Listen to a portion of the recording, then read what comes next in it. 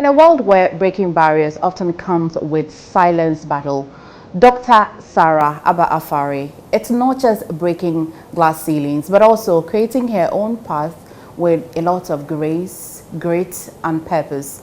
A woman of many calling, a doctor. She's a Ghanaian police officer, and for that matter, a woman, first female woman, to earn for herself a doctorate degree. She is an art, a painter, an educator, and also a minister of the Word of God. Today, it's not just a conversation, but an invitation into the life of a pioneer. From the corridors of KNUST, Kwame Nkrumah University of Science and Technologies, to the front line of UN peacekeeping, all the way into South Sudan, Sudan, and many other countries. Today, I'm excited on Personality Profile because I get to also know this first woman ever in this country to hold a doctor's degree and being also a Ghanaian policewoman. Stay with us. This is Personality Profile. I am MFA Akusi Adeti, and you're welcome.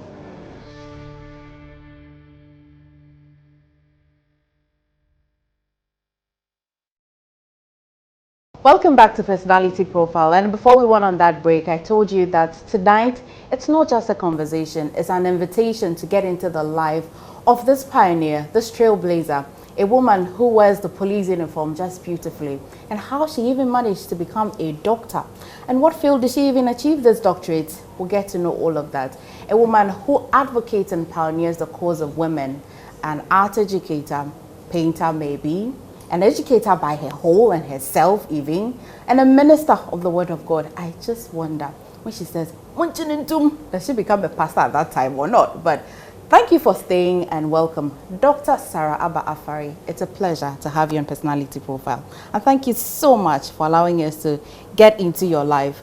For a security person, I'm just wondering, which one of your police or which one of your security walls are high?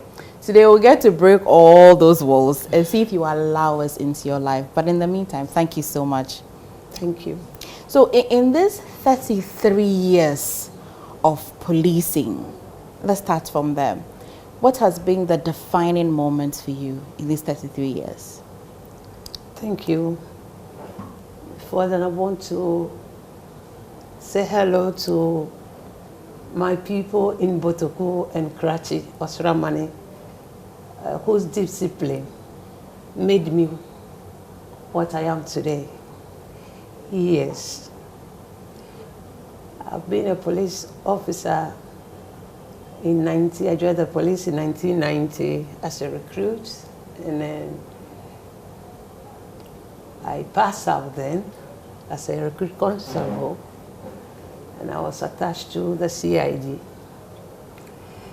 The only challenge I had was as an investigator then cases of rape. They are not able to get the perpetrators because the complainants are not able to give face description of the perpetrator. And this affected me greatly. So I decided to go to school. Interesting. In fact, when I was asking my question, this answer was not one of the answers I was anticipating at all. And so for you, a young recruit, when you started, one of the most challenging ones for you is when you had to follow the cases of rape. Yes. And even the victims were unable to identify the perpetrators they face. And what did you go to school for? To want to curb that situation or what? Yes. I went to school to learn about how to sketch so that sharpen my observation skills. So people who have such problem, with the little information given, I could sketch so that I become a police artist. Wow. Yes, so that I could sketch. So the cases that we are able to resolve, I could reactivate such cases, and then with the mark shots, the public will be able to help us to identify.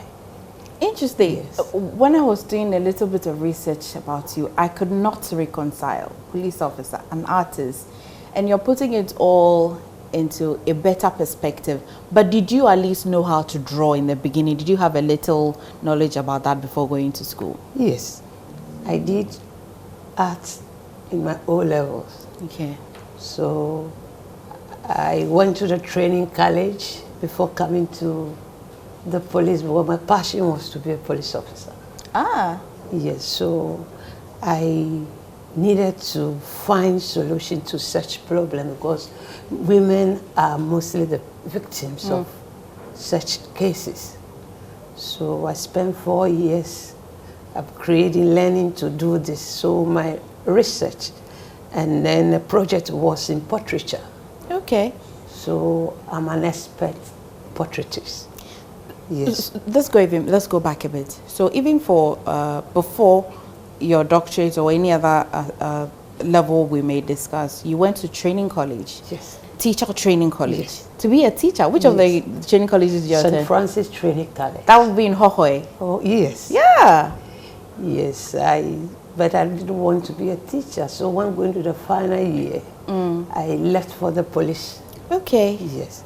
So, but what about policing did you want to go particularly? What was in there that you were looking for? my house there is close to the police station. Okay. So I so much admire the police ladies in their uniform. So even when I was asked to run errands, I will hide somewhere too. So I have an envelope that in those days they publish wanted persons. So I cut it, and I have an album. Okay. So I told my daddy, I'm helping the police to arrest these people. Oh. I told my parents that I would definitely arrest these people one day, because when I become a police officer, there wouldn't be any way suspects could become elusive, so that they could not be arrested. So my parents do laugh. So when I run errands and I'm not coming home, my mom used to go to the backyard and maybe she's hiding there watching the police. And it's true. I mean, if I take about 33 years my age, oh my goodness, I will be giving my age out, but I may have been crawling somewhere. Yeah. And in that years, I can confidently say that there ain't a lot of female police officers. So in that particular police station in your town, that would be Botuku, which we will go a little later. Were there a lot of female police officers there that inspired you? A few of them. Okay. But it is because it was my desire to become. See, when we were in the primary school, and then we used to act. So issues of people committing crime, arrest them to the teacher. So I always played the role of a police officer. Right. Yes. But were your parents happy about this decision? No, formally, they were not interested, but with time, my father started encouraging me. Yes. Let's go back to where you were born. Yes. Where were you born? I was born in Botuku, Okay. my hometown, but I was bred at Hohoe. Okay. I school at Hohoe, all the schools there. From your primary all the way from to... nursery to St. Francis nursery, that is Hohoe EP primary, to EP middle. And then I went a little bit to Krachi, Nkwanta.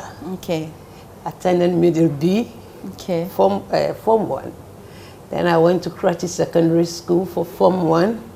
And I came back to Hohoe EP Secondary School, where I completed my secondary education. Right. And then finished with the training college and then went to police training after that. I'm just wondering, in the 33 years, have you had any experience that you said, well, since I was a child, I've always wanted to be a police officer, but for today, I think it's not worth it. Have you been discouraged before? At a point when I was a recruit in training, they used to do positive vetting, where they vet our results. Okay. So one day, that was a Saturday, we were invited to the CEO's office, and I was told that I brought a fake certificate. So, wow, no. This is my headmaster. I mentioned my headmaster's name. This is my teacher. So I was detained. That is, I was detained for 11 days. In fact, but I kept encouraging myself then that to pass. Detained as in? In cells, in Tessalon. As in Cantabaco cells? Yes, I was in cells. So I had a cousin in Legon visited me and I asked, go take my index number from them and check from the exam council. And then he did, and then he brought the same result. Based upon that, I was released. But I was prevented from joining my colleagues in training, so I had to petition. I remembered when I was in elementary school, Form 3, our teacher taught us how to write petition. So I took a sheet from the notebook and I wrote a petition and I sent it to the police headquarters. Okay. That I needed justice. So I met a schedule officer and I gave my petition to him. He read it and said, wow, that very day I was reinstated because I was dismissed. In this 11 days during detention, they were not even allowing you to want to even go out there to be able to prove yourself. What were you thinking? You think it was intentional? You thought somebody was behind it? I mean, now if you look back, what do you think motivated that act? Yes, it was an error. It was an error. That's what I told myself. It can't be me.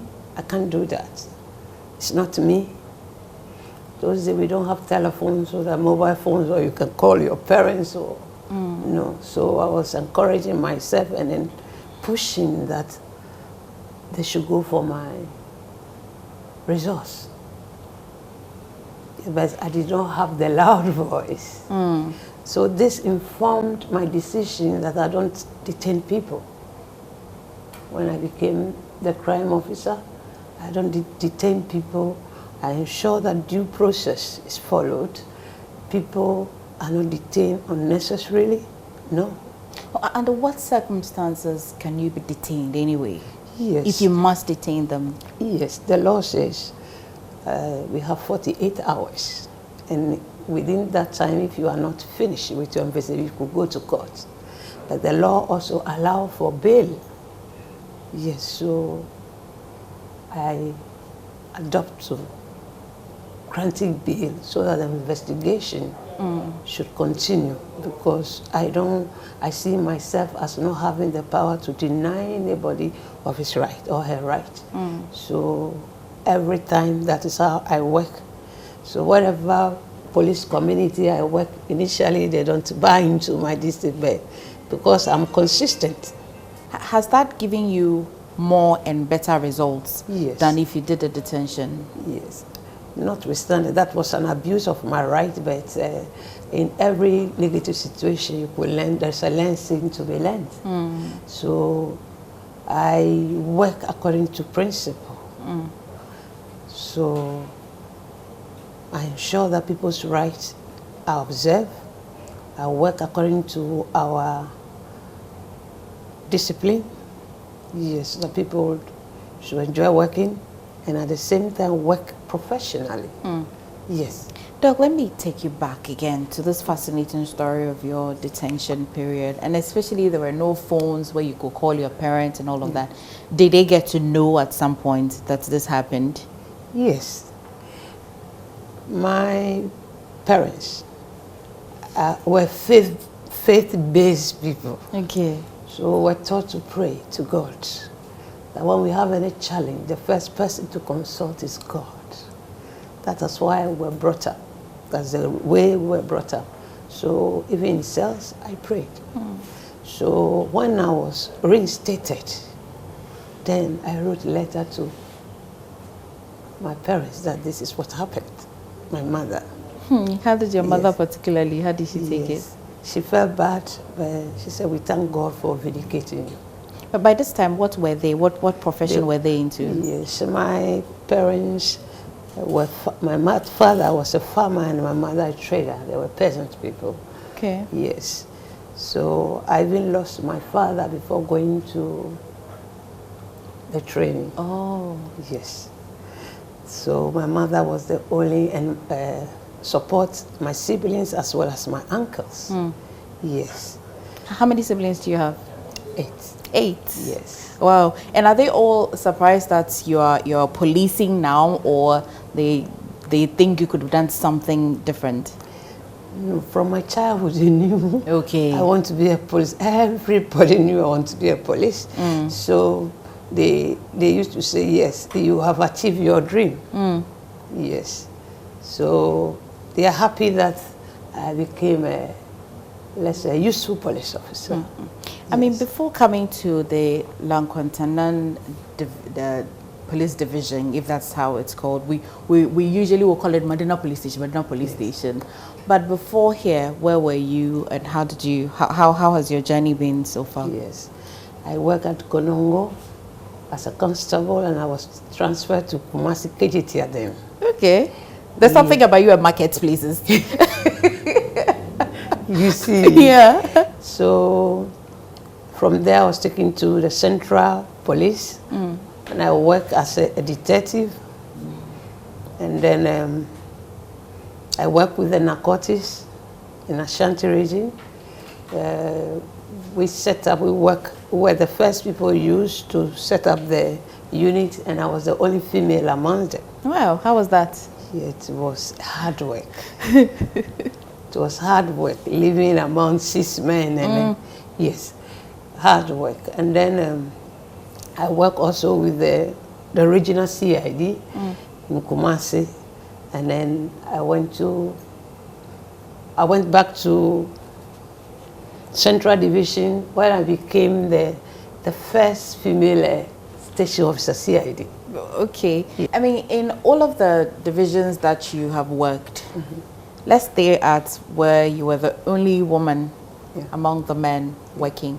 What really made it very difficult? I mean, I think police in itself is a very male-dominated area. So for you even to be, put in a group where it is even more drilled down to men, what made it very difficult for you? Yes, at that level, we go to operations, but I'm the only person who writes statements, who investigate the cases. And then you see this large number of people arrested. I need to screen them all. And it was due to training I had. Yes, our capacity was built to do that.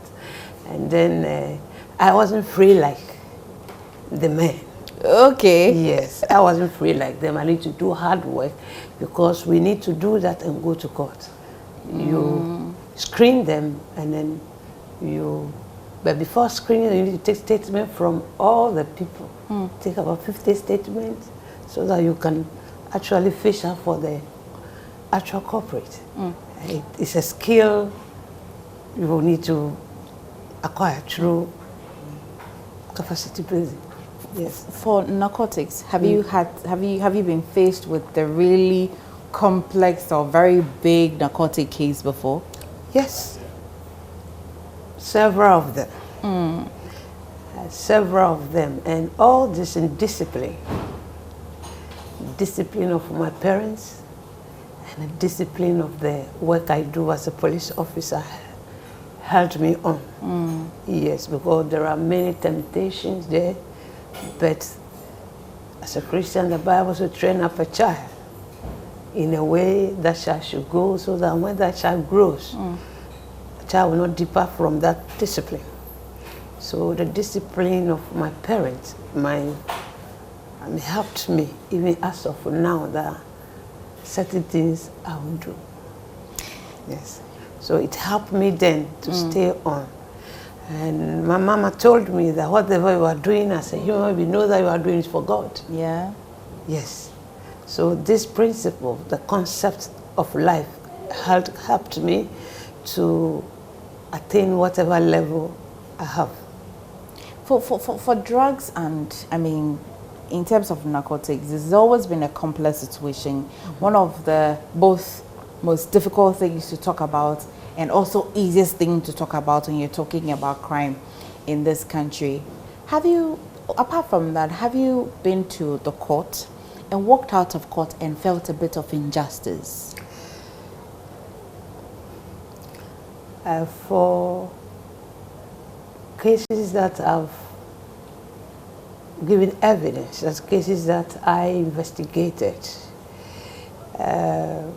all the people I took to court were culpable because I learned during my experiences that cases, our bosses don't have full information, all right, so you do the cases with them. So I inform them to write up memos in the docket that maybe this. So those who are not culpable, they are left to go because we don't have evidence.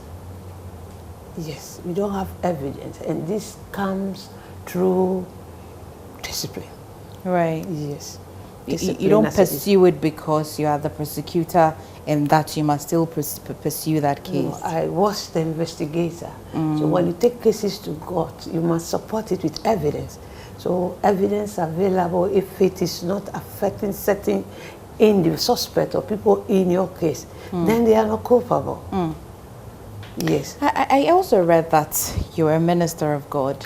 Yes. Is this something you do full-time, or this is a part-time, or it's just you're a lover of God and we've imputed that title on you?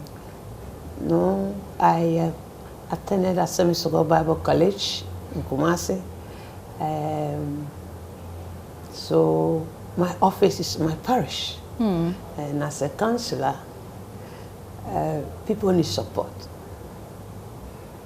People need support, or people do things unconsciously. They do certain things that in their sane position they wouldn't do. So those who are Christians, in whatever, I chip in. So this measure which or this module which you have been implementing, have other divisions, sought? Have they asked? Have you had requests on how you're almost getting successful in the Madina area for them to also want to implement it? Have you had any opposition to this method in any way? Not so far, nothing. We are here to enforce the law. So I engage the leadership of this community that I am here to enforce law, so that the elderly can sleep, children could play on the streets, mothers relaxing, because no harm will come to them. So with this engagement, and the churches in the community, I go talk to them about how to prevent crime, and then to call police, or what they should do at a particular time. Those who are not living in a lit environment in the night, they should ensure that their community is lit, so that it will serve as crime prevention strategies, because nobody steals under light. Because the assumption is that somebody is watching you from a distance. Right. So with this simple strategies, it impacted the community so that we don't have robbery, serious crime. No. At times we don't even have cases at all. Yes, and I think our patrol teams and other stakeholders, the districts, and all the personnel have helped in this. Because as a leader, you need to make your team buy your ideas. Yeah. You need to sell it to them, and then ensure that they buy into it, so that they cooperate with you to do it. Because as a single person, you can't do it alone. So that was a strategy I used, so that now Medina is safe. Yes. In your early years as a police officer, or as a young police officer, you mentioned one of the challenges would be that rapists were not easily identified by the victims. That's for your young age self. Now that you have matured and at this very high rung in policing, what has been the most difficult case or type of case that every day you wake up in the morning is nagging at you? When you were young you had to deal, which actually harnessed another skill of art so you can help victims. But today, in your very mature stage as a police, what's one or two things that you're dealing with? Yes, I was in Ashanti region as the human trafficking unit commander for the Ashanti region. And then I collaborated with an NGO and I rescued 47 victims of human trafficking. And then with time I realized that they were showing dispositions that we were not used to, because they were stressed up, they were behaving funny. Wow. So I realized that I did not have capacity, because it was an emotional issue. So I went back to school, because I had a background in counseling, but I realized that that counseling I had wasn't affecting the people. I'm not getting a spontaneous release. So I went back to my professors that this is the challenge I'm facing. What can I do? Because they are all women, because they are traumatized, so they couldn't help the investigation processes. They relapse. So they told me I could do art therapy. I could do art therapy. That one, it gives you spontaneous release, so that you can use it as a first aid or permanent cure. So I went back to school to do the PhD. I had a counseling for my first master's, MPhil, but it wasn't, yes. So I went back to seek higher knowledge to dealing with women's issue. Okay. So whilst in the university, we rescued another 42 women. And in fact, I performed art therapy on them. And then it just the warm-up. And the people, when we finished, that's 5 minutes, so I spent about 20 minutes there and I left. Their leaders, the NGO called me, what have you done to the people? I said, well, I said, they are eating. They've changed. They are talking. This person says, oh, I miss my this, I want to go home, I want to go home. I say, yes, art therapy is curative. So subsequent therapy session, they all left. Wow. They all left. So when I finished school and I was working, people who relapsed, even my colleagues, on my desk, I just perform art therapy on them. Maybe scribbling. It's just scribble. Some people have serious issue. Some people have marital issue. Scribble. And then the intensity at which they scribble is a healing process. Some scream. I remember one time in Kumasi when a very good girl, a nurse, for security reasons, I couldn't reveal her identity, married to an armed robber. And then the police arrested the armed robber and the newlywed wife with a robbed car. My goodness. And this woman got traumatized. She was going off. So I approached my superiors that I could help her. So I brought her to my office, asked the parents to leave, and I put an A4 sheet and a blue pen and then red pen, take anyone, scribble. Then she started scribbling and screaming. I was scared to myself. But with time, she started sweating, screaming. So all this is a healing process. And after that, she slept. Then she slept. I was even scared. So the parents took her home. She slept throughout the night. They were afraid that. They asked me, what did you do to her? They said, she slept like a child. They were waking her up to come and eat. She was fast asleep, deeply. And then subsequently, she recovered for her trauma. Oh, wow. Because she transferred that negative energy onto the paper, just like onion. When you take medicine, you shred it. Yes, you shred some, but there'll be some. So she just shred her trauma. Yeah. This is an ancient healing secret. And it's science. You have to learn it before you can do it.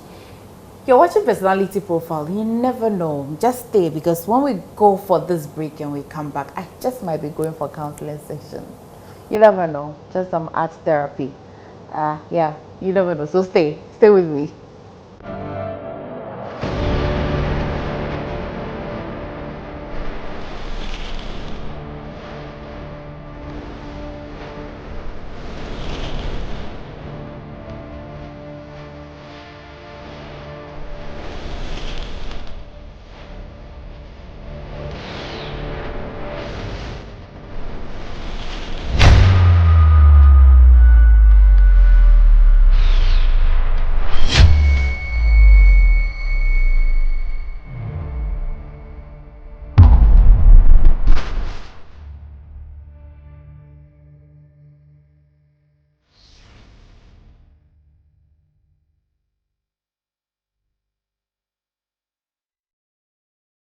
Welcome back to Personality Profile, and today I've been getting up close with Dr. Sarah Aba-Afari, and I'm so for a police woman who's earned, not just a police, I mean at a very good rank, who's earned for herself a doctorate degree, who is an art therapist, a counselor, an educator, who is actually going above and beyond to curb crime, at least in our communities, deserves even more celebrating than we do. And so today on Personality Profile, I myself am going to go through some art therapy, and hopefully I come out successful. Please wish me well. Yes. Now, what we'll be doing today? Yes. I want to play the role of, would you call them a victim or a patient or a client or what? Yes, they could be a victim and they are also clients. Okay. But I do a free service, for them free services, because I just want them to regain themselves. So this I went to UN mission in Sudan, and then I was working at a place, and the people passing the displaced persons camp, and I realized that they were traumatized. Knowing what could happen, I was scared. So I wrote a proposal to the police commissioner that these are my capabilities, and I have seen these people. That was about 3 times I've been to that duty, but it is dangerous. So if you could allow me to offer art therapy service to them, they will come to reality of the situation, so that it will be safe for them as well as the officers who work with them in that community. And they agreed. And in fact, people attempted suicide. And then they brought them to me, and then just scribbling, they came off trauma, and they left the camp to their homes. That's so nice. A young man was traumatized. They said he wanted to kill himself. What happened? These are by few instances. And I took him in my office. I just took him to therapy, scribble, to draw what is. Then he scribbled. After that, his demeanor changed, because he has regained some aspect of his emotional life. Right. So I took him. This is 5 minutes. Just 5 minutes. 5 minutes. At times 2 minutes. Scribble. Okay. And then he drew. I said, draw what makes you afraid. And then he's all about aesthetic. Doc, that must be a snake, but I can't even draw it. So it came out that he wanted to marry, but no dowry. That is the interpretation he gave. Wow. In your days of UN peacekeeping, South Sudan, were you afraid in any way at all? Anytime I personally hear peacekeeping, I feel like it is either the person is coming back or not. And I know that there are many people watching out there who have that same feeling as well. But during that period, what were you thinking? See, as a police officer, my capacity is built to handle people. Right. So my added skills gives me the edge to do better. All right. For instance, we went to, my first mission was in Sudan. Bosnia and Herzegovina. Okay. They are all white. So we went there, and then we had to work in schools. My team, we work in school. Anytime we went there, to be mocking a chocolate, so that means monkey, black. So it was embarrassing. So my team leader was not happy with it. So one day we went to the school. So I went to the principal. Principal, can I have the duty to do some sketches on the board? And so really, can you draw? I said yes. So he took me to the class, and then I started doing sketching. When I saw that, I did a landscape. When I saw that they were interested, so I sketched one student. I sketched him. So when they saw that, I had him on the board. Then they started clapping. Oh. They started clapping. And after that, no mocking. Right. No mocking, because art unites people, brings, yes. No mocking, because if you are calling us a monkey, if monkey could sketch somebody on that, it's not a monkey, it's a human being. Yeah. So I called the students, I made like this, and I asked him to make this thing, and said, no. They stopped teasing us, mocking us, the chocolate, they stopped. Interesting. Yes. So that is art for you. How long have you been married? Oh, I'm married for a long time. my childhood friend is my husband. Really? Yes. That is my husband. Your childhood friend, this would mean before policing or? My secondary school friend. Oh my God. It's my husband. Okay. And how many children do you have? Yes, we have 3 children. Okay. Any of them looking like they want to be a police officer or? The little one wants to be, she's doing nursing in the university. She wants to be a police nurse. Oh, wow. I said you should study hard. That is all you could do for yourself. If you want to be a police nurse, you are able. So you should study hard. When they are doing enlistment, you go. One thing is, I don't lobby. That must hurt. That my mother has a very good rank in the police, and then I want to go into policing and she won't help at all. No, she should meet the requirements. Should meet the requirements. All right. So if you are in university and you want to be a policeman, there is a criteria. You should fulfill it so that you have that confidence. What's her name? I won't mention her name. Okay, true. Yes. But I'm sure by now you are watching. Charlie, there's trouble for you. You really have to pass through it because it looks like mom is not going to bend the rules for you at all. No, we need to expose our children to make efforts for themselves. One day, what would you like to be known for? Yes. Especially for a woman who's got these diverse titles, whose calling is a lot. I mean, what would you like to be known for when all is said and done? Yes, I would want to be remembered for my integrity. Okay. And then the woman who spent years fighting for other women. Yes. So that they would regain themselves. Because for us to have gender equality, women should have the same platform to build their capacity. They should enhance it, build it so that they can make rightful choices for them, whether in marriage.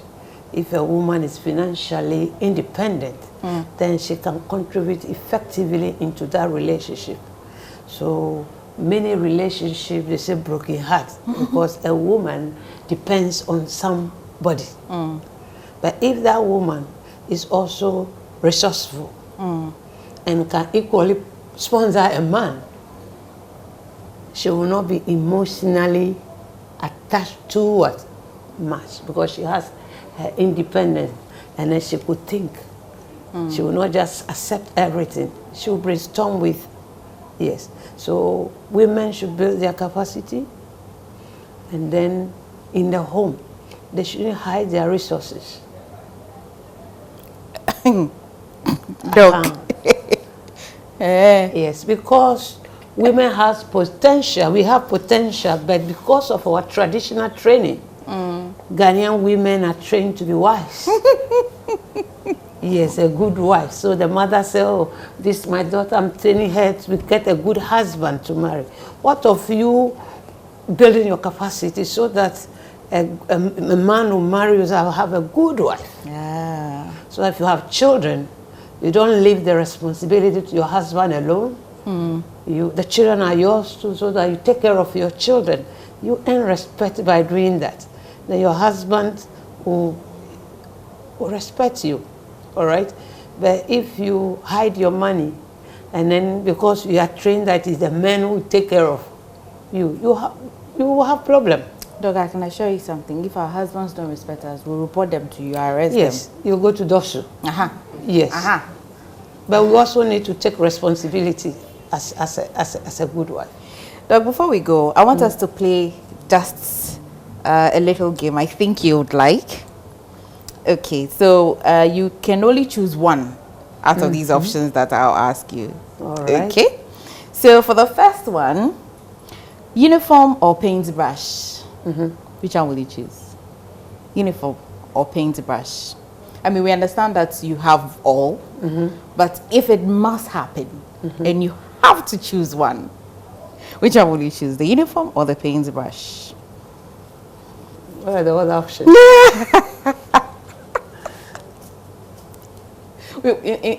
In that option, we only have two. These I didn't add the others. There's the psychologist, you're an educator, counseling, but this one, two, pet. So, I am a police officer. Being a good police officer is because I'm a painter, because I'm able to manage my emotions. I'm able to reorganize myself, because as a painter, you have to organize before you paint. So you have to put this in place. So whatever I do in policing is because I am a painter.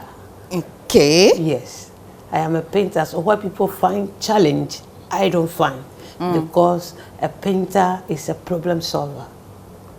Does that mean Doc is choosing painting?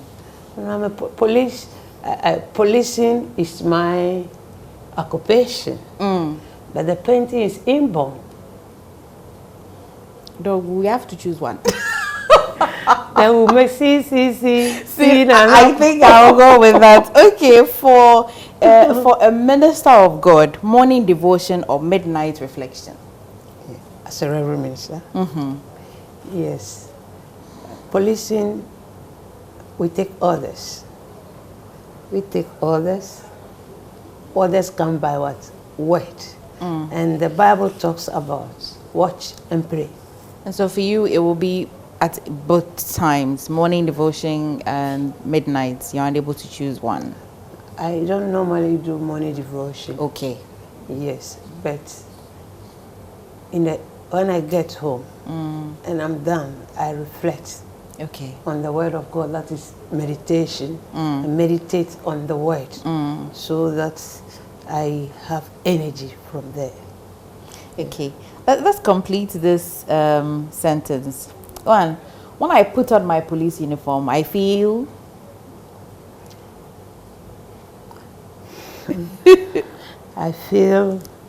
When I put on the police uniform, I feel the mandate of policing to serving the community. I am detailed to serve.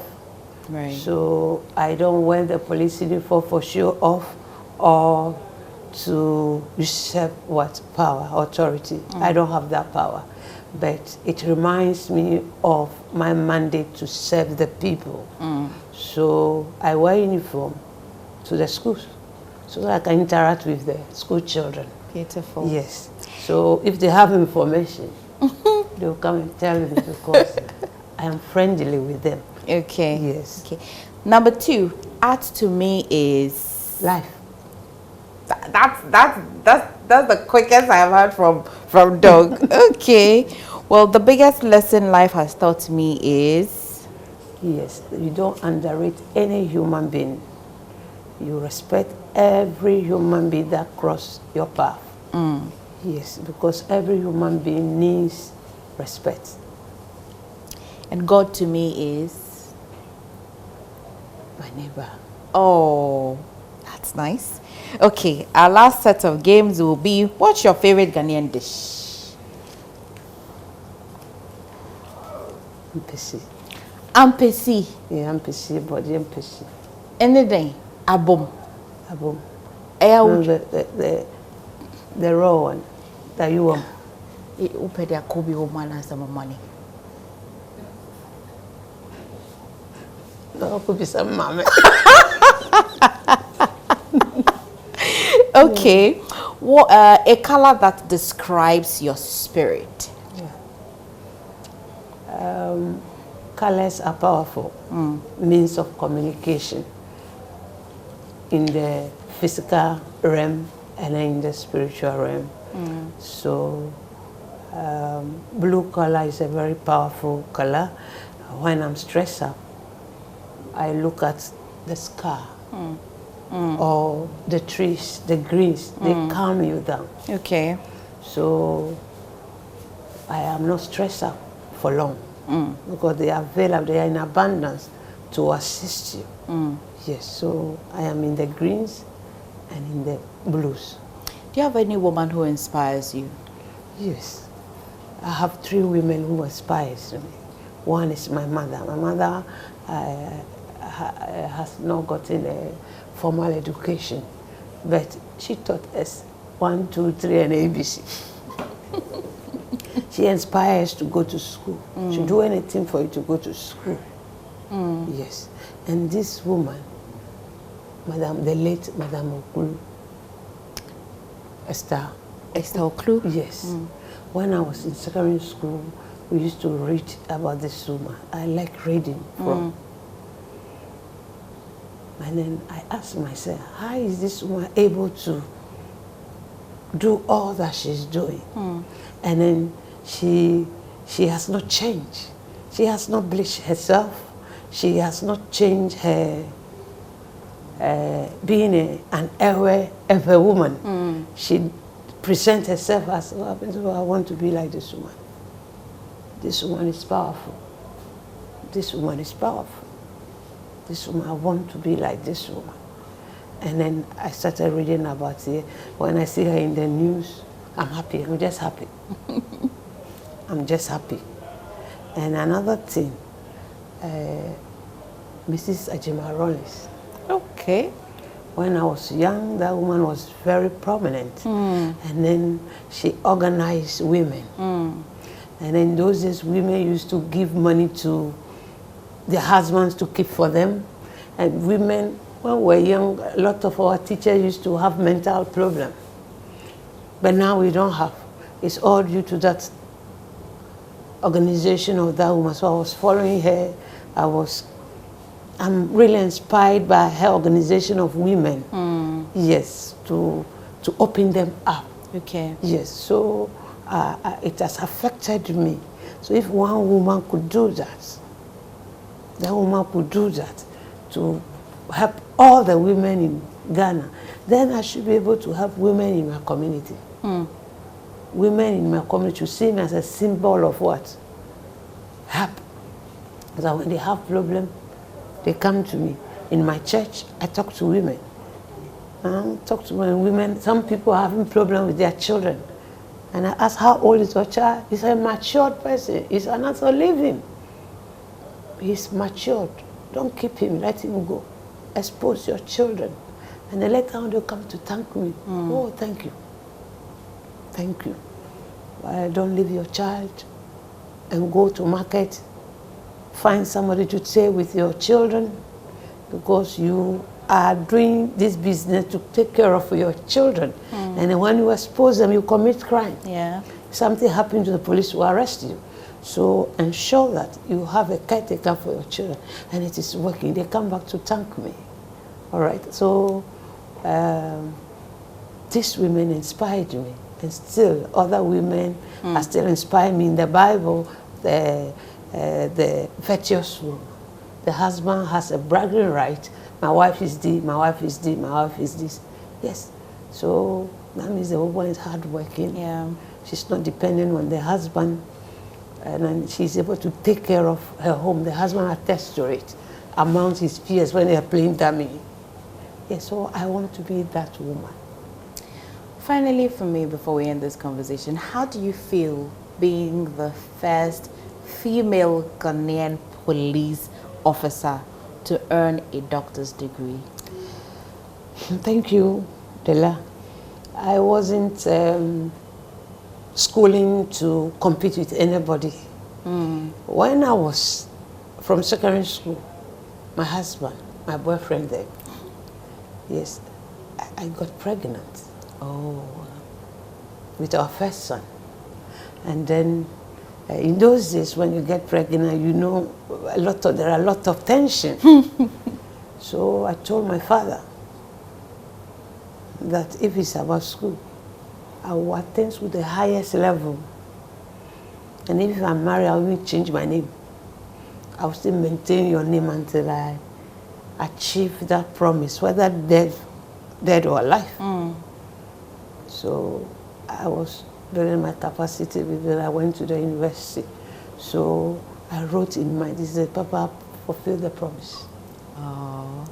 All right, so when you have higher knowledge, it humbles you. I'm humbled because I see what others don't see. So it's an opportunity for me to solve their problem. They might not understand immediately, but with time, they will appreciate that you help them. So having a higher education is not something you should go bragging, I'm this. No. It just gave me the edge to be an inspiration to other women coming up, the youth, so that they should do more than me. Because I had it at an advanced age. They could get it 28 years. So their impact will be more. Yes. I also had in Medina here, a university gave me 2 honorary doctorate degree because of doctor. That is why doctor. Yes, that for reducing crime in Medina. That when I came here, there was no robbery. They live in the community, so all this thing gives you opportunity to serve the people, not to lord over anybody. Right. Yes, and then I am a humble person. Yes, I am a humble person because being educated, your dressing does not reflect that you are educated, your whatever, but what you do, how do you speak, does your language draw people to you, educate people, help them to open up and think and brainstorm about their own challenges. Yes. So I feel humble all the time. Yes. I want to use this opportunity to acknowledge our new Inspector General of Police, Mr. Christian Tete Ihonu, for reposing confidence in me and elevating me to this position. I also want to say that women, when given the right platform, will function because of capacity building. So I thank him very much, and I also thank his POMA members for the opportunity to serve. I thank the leaders in Medina jurisdiction, the pastors, the women market queens, the imams, and then the sheikhs in the Zongo communities for their cooperation with me for the past 5 years that I came here to serve them. They should also increase their support so that we make Medina Division a very peaceful and comfortable jurisdiction to live in. Thank you very much. Thank you very much, Doc. Dr. Dr. Sarah Aba-Afari. Yes. Humbled to talk to you. And you watching me, imagine that in every situation you find yourself, you're compelled to want to go and achieve a certain level of education or a certain level of solution to come and help the people in your community or your friends or even an organization that you work with and for. This is the story of Dr. Sarah Aba-Afari, and I'm humbled that she shared it with me, for me to be able to also share it with you today. This has been Personality Profile with me, MFA Akusia Aditi. I'll see you again another time. Stay well.